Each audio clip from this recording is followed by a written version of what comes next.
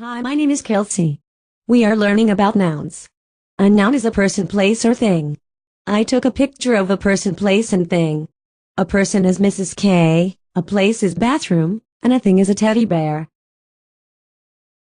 Hi again, now we are learning about action verbs or action words. My picture shows now some action. Xavier is drinking from the fountain. I am ringing the bell and drawing a picture.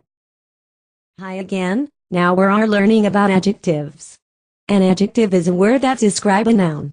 Now I'm going to show you some pictures of adjectives. One picture is a pink book. Pink is the adjective. An orange and blue iPad is another picture. The colors orange and blue are adjectives. The next picture is a white star.